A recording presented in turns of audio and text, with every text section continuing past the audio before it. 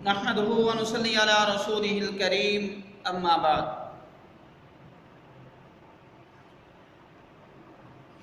آج 5 ذی الحج کا دن ہے۔ 4 دن کے بعد قربانی والا عمل شروع ہوگا۔ پوری دنیا کے اندر لوگ اللہ کے حضور اپنی قربانیاں پیش کریں گے۔ دعا ہے کہ اللہ ان سب کی قربانیوں کو قبول فرمائے۔ آج اس قربانی کے حوالے سے گفتگو کرنی ہے۔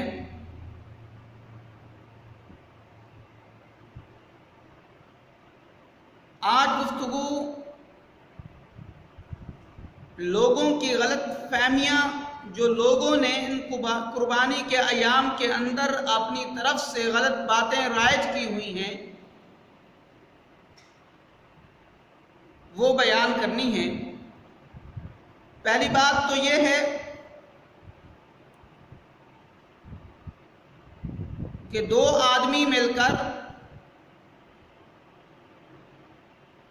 وہ یہ کہتے ہیں کہ ہم الگ الگ جانور خریدنے سے بہتر ہے کہ ہم ایک ہی گھر کے اندر، ہم دونوں بھائی ہیں، ہم ایک ہی گھر کے اندر ایک بڑا سا اچھا سا بکرا لے کر قربانی کر لیتے ہیں۔ اب اگر کوئی اس طرح 2 آدمی مل کر ایک بکرے کے اندر 2 آدمی حصہ ڈالتے ہیں تو اب آیا کہ ان کی قربانی ہوگی یا نہیں ہوگی؟ تو مسئلہ یہ ہے کہ حدیث مبارکہ کے مطابق جو یہ دمبا یا بکرا، یہ جو جانور ہیں، یہ ایک آدمی کی طرف سے کافی ہوتے ہیں۔ اگر 2 آدمی اس میں شریک ہو کر قربانی کریں گے تو دونوں کی بھی قربانی جائز نہیں ہوگی۔ وجہ کیا ہے؟ وجہ یہ ہے کہ ان دونوں میں سے ایک کہے گا کہ اس کے اندر میرا بھی حصہ ہے، دوسرا کہے گا میرا بھی حصہ ہے۔ جب دونوں کا حصہ اس میں صحیح طرح ہوا ہی نہ تو ان کی قربانی کیسے ہو سکتی ہے؟ اور دوسرا مسئلہ یہ ہے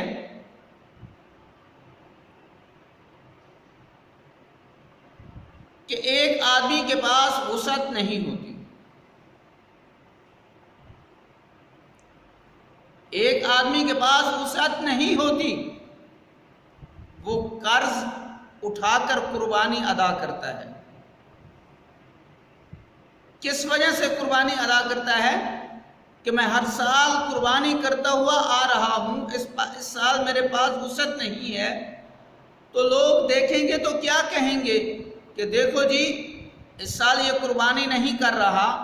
لوگوں کے طعن و تشنیع سے بچنے کے لیے وہ لوگوں سے قرض اٹھا کر قربانی ادا کرتا ہے۔ یہ بہت بڑا خطرناک معاملہ ہے۔ اس کے اندر 2 چیزیں ہیں۔ پہلی بات تو یہ ہے کہ جس کے پاس وسعت نہیں ہے تو اب دین اسلام کے مطابق، شریعت کے حکم کے مطابق جس کے پاس وسعت نہیں ہے اس پر قربانی واجب نہیں ہوتی۔ اور دوسری بات یہ ہے کہ اس نے لوگوں کے طعن و تشنیع سے بچنے کے لیے قرض اٹھا کر قربانی اللہ کے حضور پیش کر دی، تو یہاں پر ریاکاری آ رہی ہے۔ ریاکاری کیسے آ رہی ہے؟ کہ لوگوں کے ڈر کی وجہ سے وہ قربانی کر رہا ہے کہ اگر وہ قربانی نہیں کرے گا تو لوگ اس کے بارے میں غلط الفاظ استعمال کریں گے۔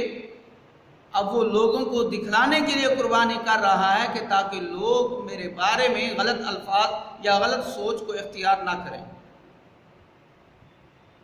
اور جس کام کے اندر ریاکاری شامل ہو جائے وہ کام اللہ کے حضور قابل قبول نہیں ہوتا۔